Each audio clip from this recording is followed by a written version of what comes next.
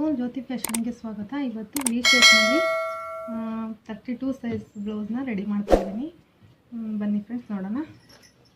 ನೋಡಿ, ಈ ಥರ ಫಸ್ಟು ಕುಂಪಿನೆಲ್ಲ ಹಾಕ್ಕೊಳ್ಳಿ. ಕ್ಯಾನ್ವಾಸ್ ಆಗಿ ನಾನು ಬೇಗ ಈಸಿಯಾಗಿ ಆಗಲಿ ಅಂದ್ಬಿಟ್ಟು ಅರ್ಜೆಂಟಿರೋದ್ರಿಂದ ನೀರಿಗೆ ಕೊಡಬೇಕು. ಹಾಗಾಗಿ ನಾನು ಕೆಳಗಡೆ ಕ್ಯಾನ್ವಾಸ್ ಅಟ್ಯಾಚ್ ಮಾಡಿದ್ದೀನಿ. ಈ ಥರ ನೋಡಿ, ಕ್ಯಾನ್ವಾಸ್ ಹಾಕ್ಕೊಂಡು ಕೆಳಗಡೆ ಕೆಳಗಡೆ ಕ್ಯಾನ್ವಾಸ್ ಹಾಕ್ಕೊಡಿ. ಈ ಥರ ಗುಂಪಿನ ಹಾಕ್ಕೊಡಿ.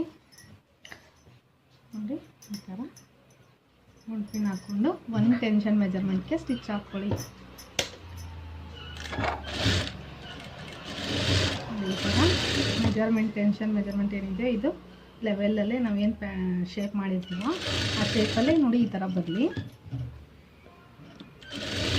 ನೋಡಿ,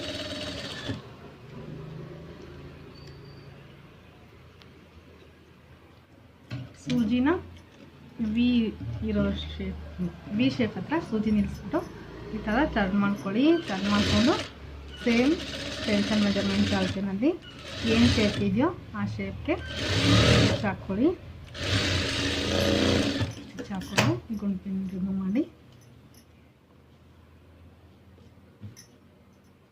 ಮತ್ತು ಇಲ್ಲಿ ನ್ಯಾಚ್ ಏನು ಮಾಡಿದ್ದೀವಿ ಅಲ್ಲಿ ಸ್ಟಿಚ್ ಹಾಕೋಣ.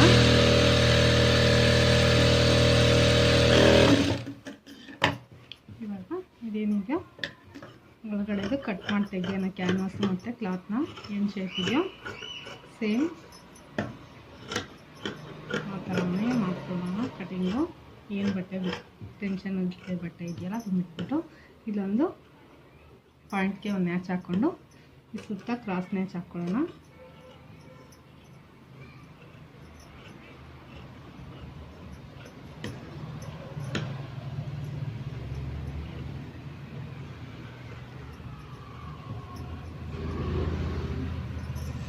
ಇದನ್ನು ಉಲ್ಟಾ ಮಾಡಿ ತೆಗಿಯೋಣ. ಈ ಥರ ನೋಡಿ, ಇದಕ್ಕಿಂತ ಮುಂಚೆ ಈ ಕ್ಯಾನ್ವಾಸ್ ಏನಿದೆಯೋ ಎಕ್ಸ್ಟ್ರಾ ಒಂದು ಇಂಚಷ್ಟು ಗ್ಯಾಪ್ಗೆ ಕಟ್ ಮಾಡ್ಕೊಳ್ಳೋಣ.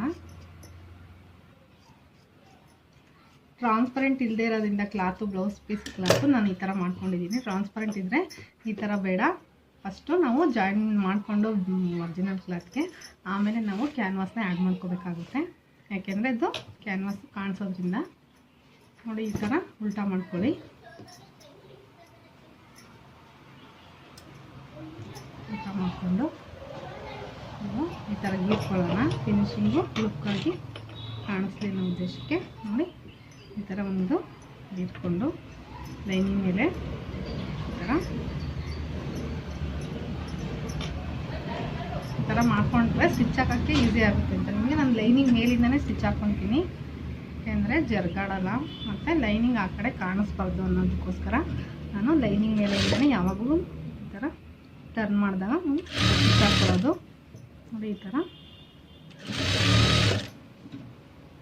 ಲೈನಿಂಗ್ನ ಜರ್ಕಿಸ್ಕೊತ ಈ ಥರ ಟರ್ನ್ ಮಾಡ್ಕೊತ ಸ್ಟಿಚ್ ಹಾಕ್ಕೊಳ್ಳಿ. ಎಡ್ಜಿಗೆ ಹಾಕಿ ಫುಲ್ ಎಡ್ಜಿಗೆ ಹಾಕ್ಕೋಬೇಕು ಇದನ್ನು. ನೋಡಿ, ಈ ಥರ ಎಡ್ಜಿಗೆ ಹಾಕಿ ಮತ್ತು ಇಲ್ಲೇನು ಪಾಯಿಂಟ್ ಕೂರಿಸಿರ್ತೀವಲ್ಲ ಇಲ್ಲಿ ಸೂಜಿನ ಕೂರಿಸಿ ನಾವು ಟೆನ್ಷನ್ನ ಬಟ್ಟೆನ ಟರ್ನ್ ಮಾಡಿ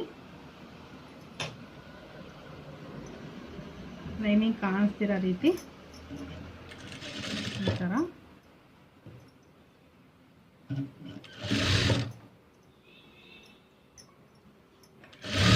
ಹಾಕ್ಕೊಳ್ಳಿ.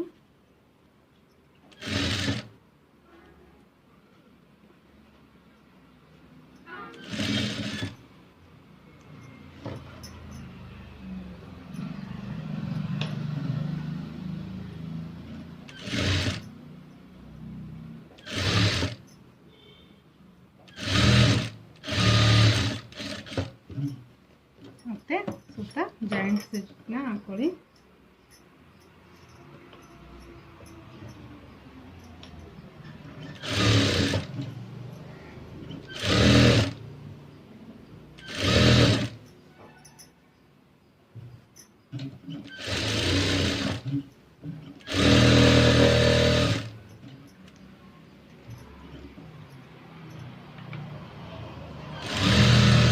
ಅಷ್ಟೇ ಫುಲ್ ಎಡ್ಜಿಂಗ್ಗೆ ಸ್ಟಿಚ್ ಹಾಕ್ಕೊಳ್ಳಿ.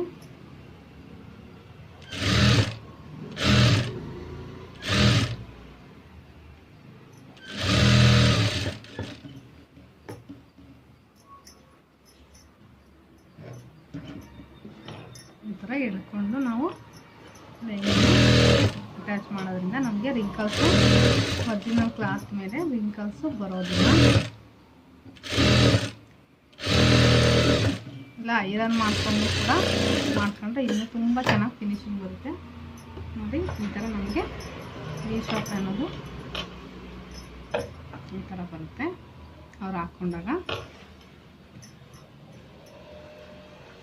ಕಟ್ ಮಾಡ್ಕೊಳ್ಳೋಣ. ಓಕೆ, ಫ್ರಂಟ್ ಶೇಪ್ನ ನೋಡಿ ಈ ಥರ ಮಾಡಿದ್ದೀನಿ. ಫ್ರಂಟ್ ಕಟಿಂಗ್ ಪ್ರಿನ್ಸಸ್ ಕಟ್ ಮಾಡಿ ನಾನು ಇಲ್ಲಿ ಸ್ಟಾರ್ ನೆಕ್ನ ಬ್ರಾಡಾಗಿ ಮಾಡಿದ್ದೀನಿ. ಪ್ರಿನ್ಸಸ್ ಕಟ್ನ ನಾನು ಪೂರ್ತಿ ಕಟಿಂಗ್ ಮಾಡ್ಕೊಂಡಿಲ್ಲ.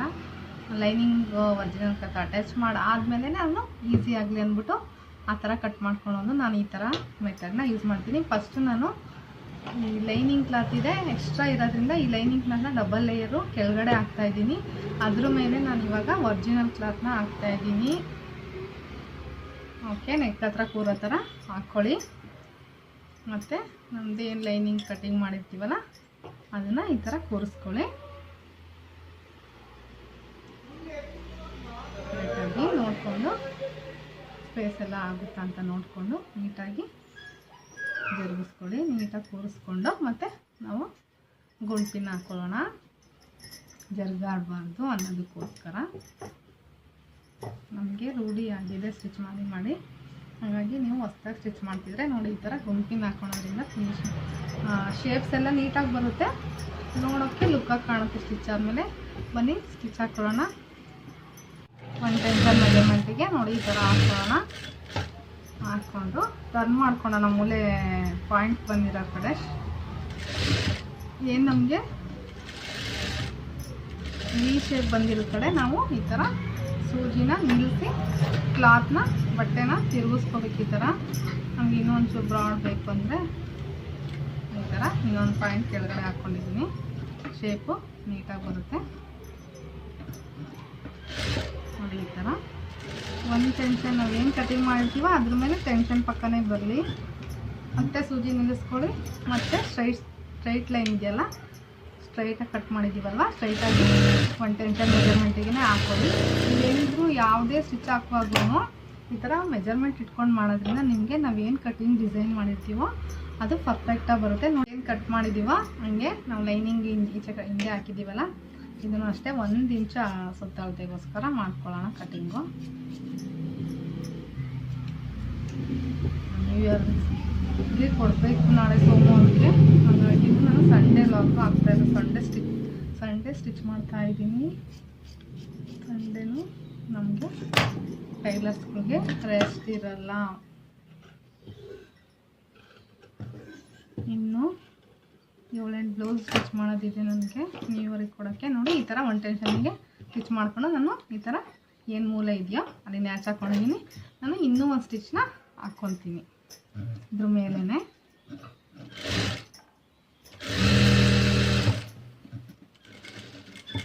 ಬೇಕಂದರೆ ಹಾಕೋಬೋದು. ನಾನು ಈ ಥರ ಹಾಕೋದ್ರಿಂದ ಫಿಟ್ಟಾಗಿರುತ್ತೆ. ಇದು ಸ್ಟಿಚ್ಚು ಹಾಕ್ಕೊಂಡಾಗ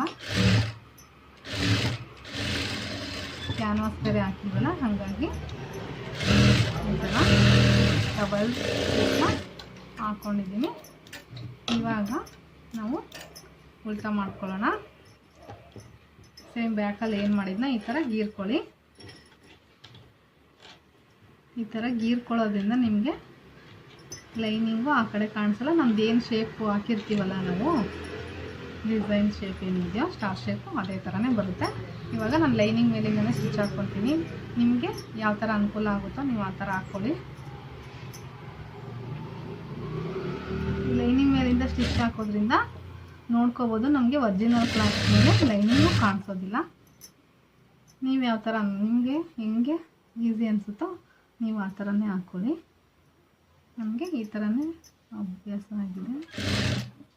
ಈ ಥರ ನೋಡಿ ಸೂಜಿನ ಲೈನಿಂಗ್ನ ಸ್ವಲ್ಪ ಈ ಮೂಲೆ ಏನು ನಾವು ಸೂಜಿ ಕೂರಿಸಿದ್ವಲ್ಲ ಅಲ್ಲಿ ಈ ಥರ ಹಿಂಗೆ ಮಾಡಬೇಕು. ಹಿಂಗೆ ಅಂದರೆ ನೋಡಿ ತತ್ರದಿಂದ ತೋರಿಸ್ತೀನಿ ನಿಮಗೆ. ನೋಡಿ ಈ ಥರ ಇದನ್ನು ಸ್ವಲ್ಪ ಸೂಜಿ ಕೂರಿಸಿರ್ತೀವಲ್ಲ ಶೇಪ್ ತೆಗಿವಾಗ ಸ್ಟಿಚ್ ಹಾಕುವಾಗ ಈ ಥರ ಹಿಂಗೆ ತಿರ್ಗಿಸ್ಕೊಂಡ್ರೆ ನಿಮಗೆ ನೀಟಾಗಿ ಶೇಪು ಸ್ಟಿಚ್ ಹಾಕೋಕ್ಕೆ ಈಸಿ ಆಗುತ್ತೆ ನೋಡಿ. ಈ ಥರ ತಿರುಗಿಸ್ಕೊಂಡಾಗ ಈ ಥರ ತಿರುಗಿಸ್ಕೊಂಡು ಸ್ಟಿಚ್ ಹಾಕೊಳ್ಳಿ. ಸೂಜಿ ಮಾಮೂಲಿ ಏನು ಕೂರಿಸಿರ್ತೀವೋ ಅದೇ ಥರ ಲೈನಿಂಗ್ ಅಟ್ಯಾಚ್ ಮಾಡೋದು ಏನು ಕೂರಿಸಿರ್ತೀವೋ ಅದೇ ಥರ ಕೂರಿಸಿ ನಾನು ಎಡ್ಜಿಗೆ ಹಾಕ್ತಾಯಿದ್ದೀನಿ ಸ್ಟಿಚ್ನ.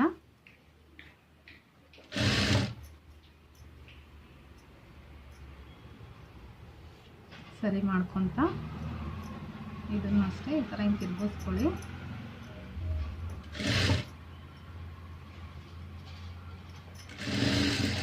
ಇನ್ನು ಸೂಜಿ ಕೂರಿಸಿ ಬಟ್ಟೆನ ಕ್ಲಾತ್ನ ಟರ್ನ್ ಮಾಡ್ಕೊಳ್ಳಿ.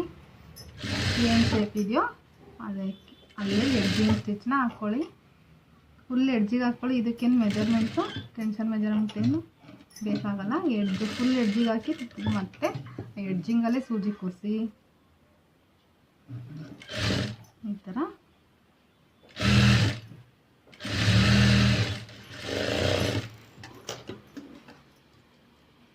ನೋಡಿ ಹೀಗೆ ಈ ಥರ ಶೇಪ್ ಬಂತು.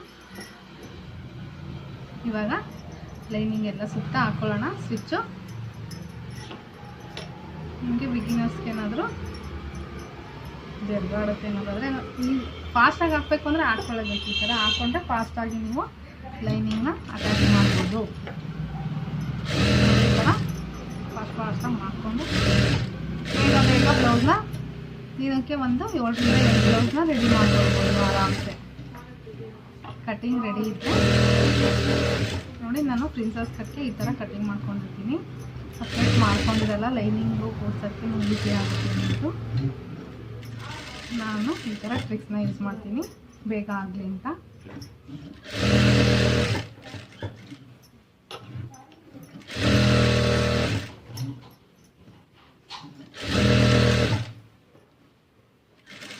ಮಾಡ್ಕೊತ ನೋಡಿ ಸಿಂಪಲಾಗಿ ಈ ಥರ ಹಾಕ್ಬೋದು. ನೋಡಿ ಈ ಥರ ಕಟ್ ಮಾಡ್ಕೊಳ್ಳಿ. ನೋಡಿ ಈ ಥರ ನಾನು ಮಾಡ್ಕೊತೀನಿ ಈಸಿ ಆಗಲಿ ಅಂತ ಅಂದ್ಬಿಟ್ಟು ಆಮೇಲೆ ನಾನು ತೋರಿಸ್ತೀನಿ ನಿಮಗೆ ಯಾವ ಥರ ಶೇಪ್ ತಕ್ಕೊತೀನಿ ಲೈನಿಂಗ್ ಅಟ್ಯಾಚ್ ಆದಮೇಲೆ ಪ್ರಿನ್ಸಸ್ ಕಟ್ಗೆ ಅಂತ. ಯಾಕೆಂದರೆ ತುಂಬ ಏನು ಡಿಫ್ರೆನ್ಸ್ ಬರಲ್ಲ. ಇವು ಸಣ್ಣ ಇರೋದ್ರಿಂದ 32, 34 ಸೈಜ್ ಅಷ್ಟೇ ಇವ್ರದ್ದು. ಹಂಗಾಗಿ ಈ ಥರನೂ ಮಾಡ್ಬೋದು. ಬಟ್ ತುಂಬ ಜಾಸ್ತಿ ಹೆವಿ ಇರೋರಿಗೆ ಈ ಥರ ಬೇಡ, ಸಪ್ರೇಟ್ ಮಾಡಿಕೊಂಡು 1/2 ಇಂಚ್ ಎಕ್ಸ್ಟ್ರಾ ತೊಗೊಂಡೆ ನೀವು ಮಾಡ್ಕೋಬೇಕು. ಸಣ್ಣ ಇರೋರಿಗೆ ಓಕೆ ನಡೆಯುತ್ತೆ. ನೋಡಿ ಈ ಥರ ಕಟ್ ಮಾಡ್ಕೊಳ್ಳಿ.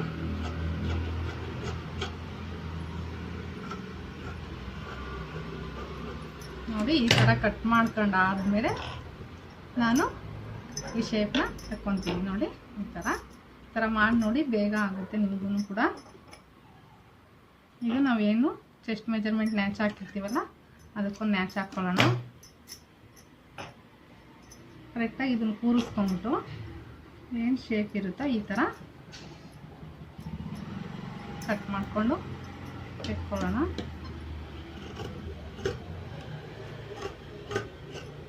ನೋಡಿ ಮತ್ತೆ ಇದೊಂಚೂರು ಎಕ್ಸ್ಟ್ರಾ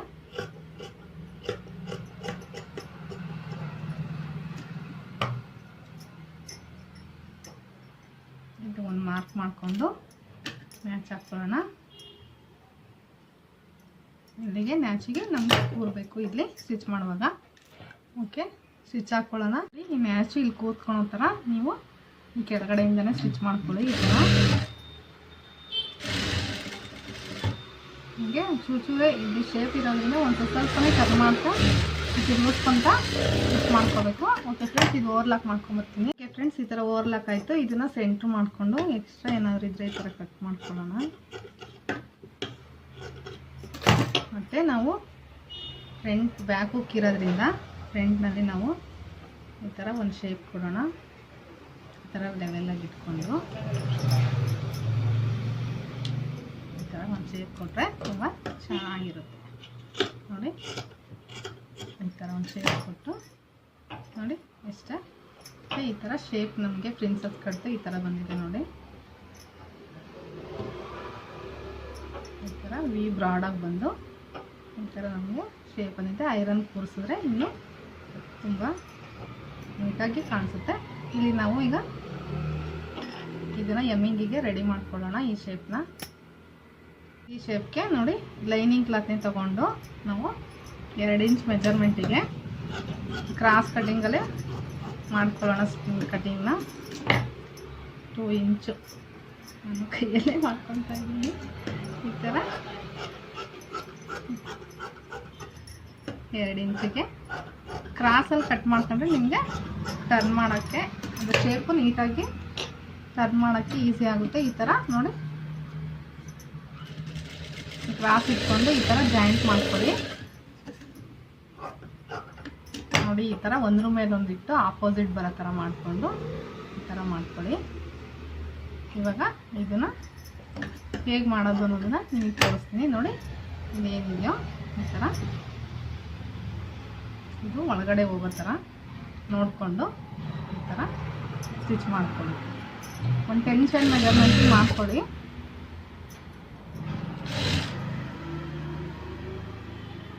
ಬೇಕಂದರೆ ಇದೊಂದು ಸಣ್ಣ ಫ್ರಿಲ್ಲು ಕೊಡ್ಬೋದು, ಕೊಡಲಿಲ್ಲ ಅಂದ್ರೂ ನಡೆಯುತ್ತೆ. ಯಾಕೆಂದರೆ ನಾವು ಕ್ರಾಸ್ ಕಟ್ಟಿಂಗ್ ಮಾಡ್ಕೊಳ್ಳೋದ್ರಿಂದ ಆರಾಮ್ಸೆ ಅದು ತಿರುಗುತ್ತೆ. ಮತ್ತು ಇಲ್ಲಿ ವಿ ಶೇಪು ನಮಗೆ ಪಾಯಿಂಟ್ ಬಂದಿರುತ್ತಲ್ಲ ಅದಕ್ಕೆ ನಾವು ಈ ಥರ ಫೋಲ್ಡ್ ಮಾಡ್ಕೊಂಡು ನೋಡಿ ಈ ಥರ ಹೀಗೆ ಈ ಥರ ಇಟ್ಕೊಂಡು ಈ ಥರ ಫೋಲ್ಡ್ ಮಾಡ್ಕೊಂಡು ಅಲ್ಲಿ ವಿ ಶೇಪು ಪಾಯಿಂಟ್ ಇದೆಯಲ್ಲ ಅಲ್ಲಿ ಕರೆಕ್ಟಾಗಿ ಕೂರಿಸ್ಕೊಂಡು ನಾವು ಅಲ್ಲಿ ಸೂಜಿ ಕೂರಿಸ್ಕೋಬೇಕು. ಈ ಥರ ಸೂಜಿ ಕೂರಿಸಿ ಸೂಜಿ ಕೆಳಗಡೆ ಹೋಗಿರಬೇಕು. ಬಟ್ಟೆನ ತಿರುಗಿಸ್ಕೊಂತ ಸಿಂಪಲ್ಲಾಗಿ ಈ ಥರ ನೋಡಿ ಒಂದು ಟೆನ್ಷನ್ ಮೆಜರ್ಮೆಂಟಿಗೆ ಬನ್ನಿ. ಶೇಪು ನೀಟಾಗಿ ಬರುತ್ತೆ ನಮಗೆ. ನೋಡಿ ಈ ಥರ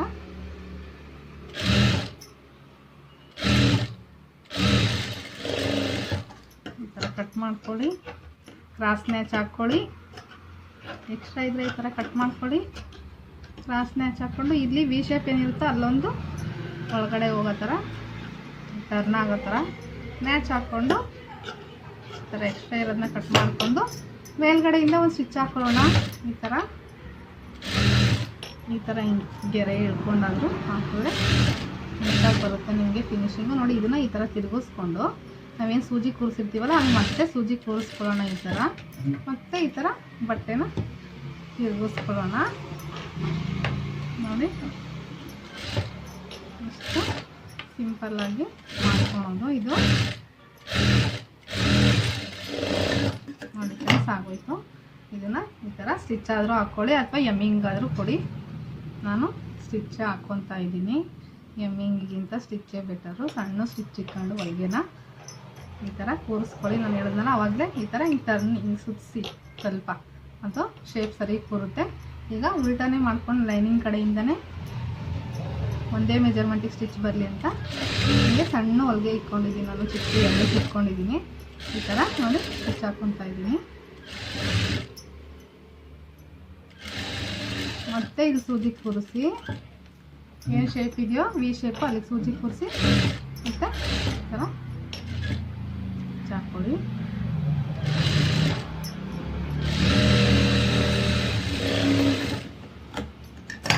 ನೋಡಿ ಇದು ರೆಡಿ ಆಯಿತು. ವಿ ಶೇಪು ನಮಗೆ ಈ ಥರ ಬಂದಿದೆ. ಬ್ಯಾಕ್ ಹೋಗಿದೆ. ಇದನ್ನು ನಾನು ತೋರಿಸ್ತೀನಿ ನಿಮಗೆ. ಇವಾಗ ಸ್ಲೀವ್ಸ್ ರೆಡಿ ಮಾಡ್ಕೊಳ್ಳೋಣ. ಓಕೆ ಬನ್ನಿ. ಈ ರೀತಿ ಸ್ಲೀವ್ಸ್ನ ಕಟಿಂಗ್ ಮಾಡ್ಕೊಂಡಿದ್ದೀನಿ. ಫ್ರಂಟ್ ಈ ಶೇಪ್ ತಗೊಂಡಿದ್ದೀನಿ. ಇವತ್ತು 8.5 ಇಂಚೇನೋ ಇದೆ ಸ್ಲೀವ್ಸು ಲೆಂತು. ಮತ್ತು ನಮಗೆ ಸ್ಲೀವ್ಸಲ್ಲೂ ಜಾಯಿಂಟ್ ಅನ್ನೋದು ಬರ್ತಾ ಇಲ್ಲ, ಸಣ್ಣ ಇರೋದ್ರಿಂದ ಇವರು 32 ಸೈಜು. ಮತ್ತು ನಮಗೆ ಒರಿಜಿನಲ್ ಕ್ಲಾತಲ್ಲೂ ನೋಡಿ ಕರೆಕ್ಟಾಗಿ ಬರ್ತಿದೆ. ಅಟ್ಯಾಚ್ ಮಾಡೋ ಅವಶ್ಯಕತೆ ಏನಿಲ್ಲ. ನಾವು ಫಸ್ಟು ಈ ಸ್ಲೀವ್ಸ್ನ ಲೈನಿಂಗ್ನ ತೊಗೊಂಡು ಈ ಥರ ನೋಡ್ಕೊಳ್ಳೋಣ. ಆಪೋಸಿಟಲ್ಲಿ ಇಟ್ಕೊಂಡು ನೋಡಿ ಇದು ಬ್ಯಾಕಲ್ಲಿ ಕೂರುತ್ತೆ ಮತ್ತು ಇದು ಬ್ಯಾಕಲ್ಲಿ ಕೂರನ್ನ ಈ ಥರ ಆಪೋಸಿಟ್ ಇಟ್ಕೋಬೇಕು. ಇಲ್ಲ ಹಿಂಗಾದರೂ ಇಟ್ಕೊಂಡು ಒಂದು ಮಾರ್ಕ್ ಆದರೂ ಮಾಡ್ಕೊಳ್ಳಿ. ಈ ಥರ ನಾನು ಹಿಂಗೆ ಮಾಡ್ತೀನಿ. ಈ ಥರ ನೋಡಿ ಇದನ್ನು ಫೋಲ್ಡ್ ಮಾಡ್ಕೊಂಡು ಸ್ಟಿಚ್ ಮಾಡ್ಕೊತೀನಿ. ಬಾರ್ಡರ್ ಇರೋದ್ರಿಂದ ಬೇಗ ಆಗಲಿ ಅನ್ನೋದಕ್ಕೋಸ್ಕರ ನೋಡಿ ಈ ಥರ ಮಾಡಿಕೊಂಡು ಈ ಬಾರ್ಡ್ರ್ ಏನಿದೆಯೋ ಇದನ್ನು ಸೆಂಟ್ರಿಗೆ ಮಾಡಿಕೊಂಡು ನಾನು ಈ ಜವಳ ಏನಿದೆ ಇದನ್ನು ಫೋಲ್ಡ್ ಮಾಡಿಕೊಂಡು ಇಲ್ಲಿ ಸೆಂಟರ್ ಏನಿದೆಯೋ ಇಲ್ಲಿ ಕೂರಿಸ್ಕೊಂಡು ನೋಡ್ಕೊಂಡು ನೋಡಿ ಈ ಥರ ಕೂರಿಸ್ಕೊಳ್ಳಿ. ಸ್ಟಿಚ್ ಹಾಕ್ಕೊಳ್ಳಿ. ಬೇಗ ಬೇಗ ಆಗೋಗುತ್ತೆ ನಿಮಗೆ. ನೋಡಿ ಇಷ್ಟ ಎಡ್ಜಿಂಗ್ ಸ್ಟಿಚ್ ಹಾಕ್ಕೊಳ್ಳಿ.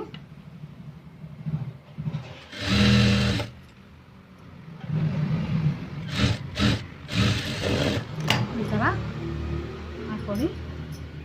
ಮತ್ತು ನಾವು ಇನ್ನೇನು ಮಾರ್ಕ್ ಮಾಡ್ತೀವಲ್ಲ ನೋಡಿ, ಈ ಥರ ಮಾರ್ಕ್ ಮಾಡ್ಕೊಂಡಿದ್ರೆ ನಿಮಗೆ ಈ ಕಡೆಗೆ ಫೋಲ್ಡ್ ಮಾಡ್ಕೋಬೇಕು ಅಂತ.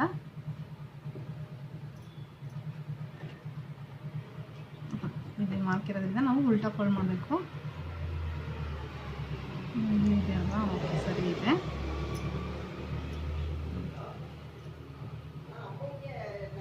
ಈ ಥರ ಫೋಲ್ಡ್ ಮಾಡ್ಕೊಳ್ಳಿ. ನೋಡಿಕೊಂಡೇ ಮಾಡ್ಕೊಳ್ಳಿ, ಸ್ವಲ್ಪ ಆಯ್ತಿಲ್ಲ, ಇಲ್ಲಾಂದರೆ ಬಿಚ್ಚೋ ಥರ ಆಗ್ಬಿಡುತ್ತೆ. ಓಕೆ, ಇಲ್ಲಾಂದರೆ ಅಲ್ಗೋ ಥರ ಇದೆ ನೋಡಿ. ನಮಗೆ ಈ ಥರ ಹಾಕೊಂಡಾಗ ಇದು ನಾನು ಶೇಪ್ ತೆಗೆದಿದ್ದೀನಿ.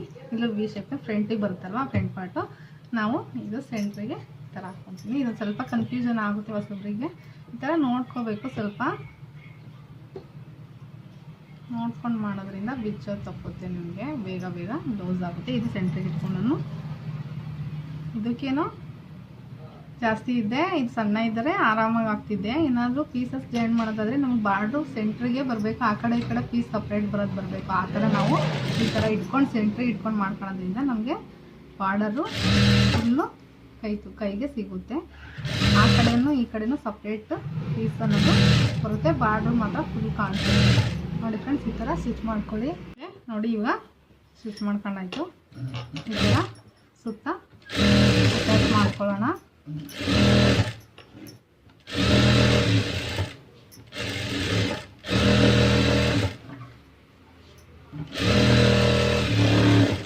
ಎರಡು ಪೀಸ್ನು ಅಟ್ಯಾಚ್ ಮಾಡ್ಕೊಳ್ಳೋಣ.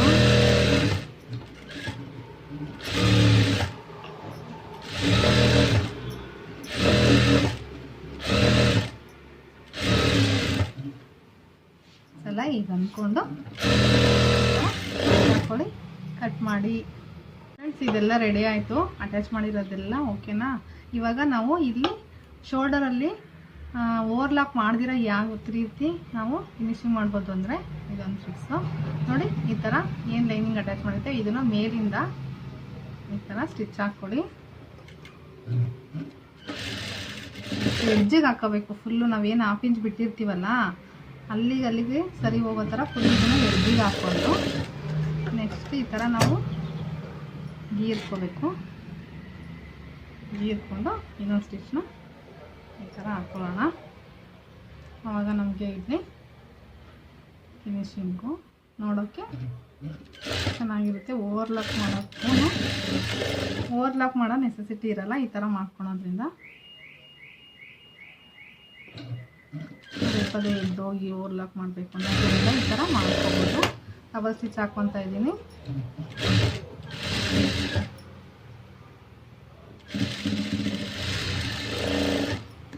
ಆಯಿತು. ನೀಟಾಗಿ ಇದೆಲ್ಲ ಥ್ರೆಡ್ಸ್ ಎಲ್ಲ ಕಟ್ ಮಾಡ್ಕೊಳ್ಳಿ. ಅವಾಗಲೇ ಆ ಸ್ಟಿಚ್ ಮಾಡಿದಾಗ ಅವಾಗಲೇ ಕಟ್ ಮಾಡಿದ್ರೆ ನಮಗೆ ಮತ್ತೆ ಎಲ್ಲ ತಿರ್ಗಾ ನೋಡಿ ಕಟ್ ಮಾಡೋದಿರಲ್ಲ. ನೋಡಿ ಈ ಥರ ಆಯಿತು. ಫ್ರಂಟು ಬ್ಯಾಕು ಈ ಥರ ಆಯಿತು. ಮತ್ತು ಇದು ನೋಡಿಕೊಂಡು ನಾವು ಇದೇನಾದರೂ ಡಿಫ್ರೆನ್ಸ್ ಇದೆ ಶೋಲ್ಡ್ರಲ್ಲಿ ಹೆಚ್ಚು ಡಿಫ್ರೆನ್ಸ್ ಇದೆ ಈ ಥರ ಕಟ್ ಮಾಡ್ಕೊಳ್ಳೋಣ. ಇವಾಗ ಇದು ಸೈಡು ಸ್ಟಿಚಿಂಗ್ ಏನು ನಮಗೆ ಸರಿ ಬರಲ್ಲ ಅಂತ ಅನ್ನೋದೊಂದು ಇರುತ್ತಲ್ವ ನೋಡಿ. ಈ ಥರ ಇದರಲ್ಲೂ ಕೂಡ 1/4 ಇಂಚಿಗಿಂತ ಕಡಿಮೆ, 1/4 ಇಂಚಷ್ಟು ನಮಗೆ ಡಿಫ್ರೆನ್ಸ್ ಬರ್ತಿದೆ. ಓಕೆ, ಇದು ನಾವು ಇವಾಗ ಕಟ್ ಮಾಡಿ ತೆಗಿಯೋಣ. ಯಾಕೆಂದರೆ ಇದು ಪ್ರಿನ್ಸಸ್ ಕಟ್ ಆಗಿರೋದ್ರಿಂದ ಸೈಡ್ ಡಾಟ್ ಏನು ಬೇಕಾಗಲ್ಲ ಇದಕ್ಕೆ. ಓಕೆ, ಇದೇನು ಎಕ್ಸ್ಟ್ರಾ ಇದೆಯಲ್ಲ ಸ್ವಲ್ಪ 1/4 ಇಂಚು ಇದನ್ನು ಕಟಿಂಗ್ ಮಾಡಿ ತಕ್ಕೊತಾ ಇದ್ದೀನಿ ನೋಡಿ. ಮತ್ತೆ ಅಲ್ಲೇ ಅದೇ ಜಾಗಕ್ಕೆ ಮ್ಯಾಚ್ ಹಾಕೊಳ್ಳೋಣ.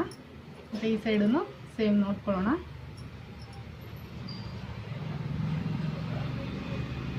ಸೇಮ್ ಇಲ್ಲೇನು ಅಷ್ಟೊಂದು ಡಿಫ್ರೆನ್ಸ್ ಇಲ್ಲ. ಯಾಕೆ ಕಟಿಂಗ್ ಸರಿಗಿದ್ರೆ ಸ್ಟಿಚಿಂಗಲ್ಲಿ ಏನಾದರೂ ವೇರಿಯೇಷನ್ ಇದ್ದರೆ ಮಾತ್ರ ಡಿಫ್ರೆನ್ಸ್ ಬರುತ್ತೆ.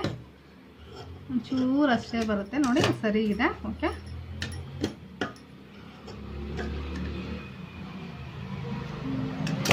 ಇವಾಗ ನಾವು ಸ್ಲೀವ್ಸೂ ಅಷ್ಟೇ ಒಂದ್ಸಲ ಚೆಕ್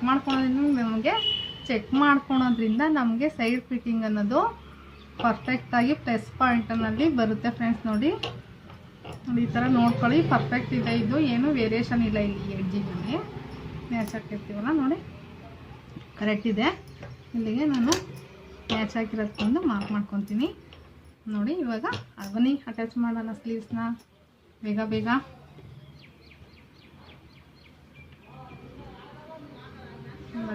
ಇದು ಫ್ರಂಟ್ ಮ್ಯಾಚ್ ಹಾಕಿದ್ದೀವಿ ನೋಡಿ. ಇದು ಫ್ರಂಟ್ ಮ್ಯಾಚ್ ಹಾಕಿರೋದು ಪ್ರಿಂಟಿಂಗ್ ಮಾಡಿಕೊಂಡು ಈ ಏನು ಸೆಂಟರ್ ಇದೆಯಲ್ಲ ನಾನು ಮಾರ್ಕ್ ಮಾಡ್ಕೊಂಡಿದ್ದೀನ ಇದನ್ನು ಸೆಂಟ್ರಿಗೆ ಶೋಲ್ಡ್ರಿಗೆ ಕೂರಿಸ್ಕೊಳ್ಳೋಣ. ಕೂರಿಸ್ಕೊಂಡು ಒಂದ್ಸಲ ಚೆಕ್ ಮಾಡ್ಕೊಳ್ಳಿ ನೋಡಿ, ಕರೆಕ್ಟಾಗಿ ಬರ್ತಿದೆ. ಸ್ಟಿಚ್ ಮಾಡಿದಾಗ ಕರೆಕ್ಟಾಗಿ ನೋಡಿ. ಓಕೆನಾ, ಮಾಡ್ಕೊಳ್ಳಿ ಈ ಥರ ಸ್ಟಿಚ್ ಹಾಕ್ಕೊಳ್ಳಿ ನೋಡಿ. ಈ ಥರ ಒಂದು 1/2 ಇಂಚ್ ಏನು ಬಿಟ್ಟಿರ್ತೀವ ನಾವು, ನಾನು ಜಾಸ್ತಿ 1/4 ಇಂಚು ಒಂದು ಪಾಯಿಂಟ್ ಅಷ್ಟೇ ಬಿಡ್ತೀನಿ.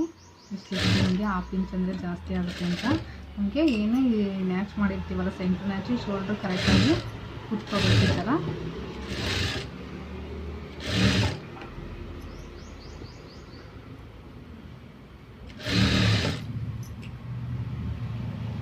ನೋಡಿ ಮ್ಯಾಚು ಇಲ್ಲಿಗೆ ಕುತ್ಕೊತಾರೆ, ಈ ಥರ ಕುತ್ಕೋಬೇಕು. ಕಟಿಂಗು ನೀಟಾಗಿ ಮಾಡಿದ್ರೆ ನೋಡಿ ಫ್ರೆಂಡ್ಸ್ ಈ ಥರ ನೀಟಾಗಿ ಬರುತ್ತೆ ನಿಮಗೆ.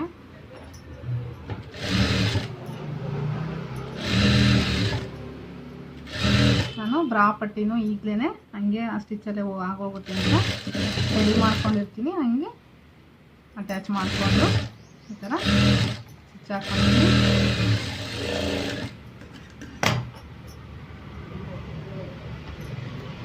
ನೋಡಿ. ಇದನ್ನು ಓವರ್ಲಾಕ್ ಮಾಡ್ಕೊಂಬರೋಣ. ಓವರ್ಲಾಕ್ ಆಯಿತು. ಇವಾಗ ಇವ್ರದ್ದು ಮೆಜರ್ಮೆಂಟ್ ಏನಿದೆ ಬರ್ದಿದ್ದೀನಿ ನಾನು. 4.75 9.25 ಬಂದಿತ್ತು ಇವ್ರದ್ದು ಕೈದು ಸುತ್ತಳತೆ. ಹಾಗಾಗಿ ನಾವು 4.75ಗೆ ಸ್ಟಿಚ್ ಹಾಕ್ಕೊಳ್ಳೋಣ ನೋಡಿ. ಈ ಥರ ಒಂದು ಮಾರ್ಕ್ ಮಾಡ್ಕೊಳ್ಳೋಣ. 4.75 ಇದು ಬಾಡಿ ಫಿಟ್ಟಿಂಗ್ ತೊಗೊಂಡಿದ್ದೆ ನಾನು. ನಿಮಗೆ ಮುಂದಿನ ವೀಡಿಯೋಗಳಲ್ಲೆಲ್ಲ ಬಾಡಿ ಫಿಟ್ಟಿಂಗ್ ತೊಗೊಳೋದು ಮತ್ತು ಬಾಡಿ ಫಿಟ್ಟಿಂಗ್ ತೊಗೊಂಡು ಸ್ಟಿಚ್ ಮಾಡೋದ್ರಿಂದ ತುಂಬ ಚೆನ್ನಾಗಿ ನಿಮಗೆ ಬಾಡಿ ಫಿಟ್ಟಿಂಗ್ ಬರುತ್ತೆ ಫ್ರೆಂಡ್ಸ್.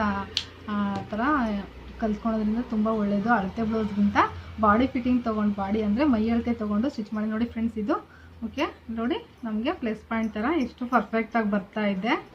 ಇದು 2 ಇಂಚು ಎಕ್ಸ್ಟ್ರಾ ಬಿಟ್ಕೊಂಡಿದ್ದೆ ನಾನು ಮಾರ್ಜಿನ್ಗೆ, ಸೀಮ್ ಅಲೈನ್ಸ್ಗೋಸ್ಕರ ನೋಡಿ. 2 ಇಂಚು ನಾವು ಕಟಿಂಗಲ್ಲಿ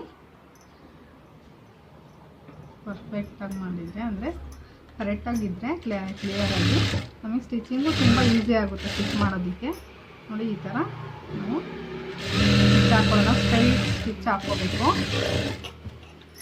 ಮತ್ತು 1 ಟೆನ್ಷನ್ ಮೆಜರ್ಮೆಂಟ್ಗೆ ಇನ್ನೊಂದು ಸ್ಟಿಚ್ ಹಾಕ್ಕೊಳ್ಳಿ. ನಿಮಗೆ ಸ್ಟ್ರೈಟ್ ಸ್ಟಿಚ್ಚು ಕರೆಕ್ಟಾಗಿ ಬರುತ್ತೆ ನೋಡಿ. ನಾನು ಏನು ಮಾರ್ಕ್ ಮಾಡ್ಕೊಂಡಿದ್ದೆ ಅಲ್ಲಿನೇ ಸ್ಟಿಚ್ಚು ಬಂದಿದೆ ನೋಡಿ. ಈ ಥರ ನೋಡಿ, ಈ ಥರ 1 ಟೆನ್ಷನ್ ಮೆಜರ್ಮೆಂಟಿಗೆ ಮಾಡ್ಕೊಂಡಿದ್ದೀನಿ. ಮತ್ತು ನಮಗೆ ಇಲ್ಲಿ ಪ್ಲಸ್ ಪಾಯಿಂಟ್ ಅನ್ನೋದು ಬಂದಿದೆ ಈ ಥರ. ಓಕೆ ಫ್ರೆಂಡ್ಸ್, ಆ ಕಡೆನೂ ಹಾಗೆ ಮಾಡ್ಕೊಳ್ಳೋಣ ಬನ್ನಿ ನೋಡಿ. ಈ ಥರ ರೆಡಿಯಾಗಿದೆ.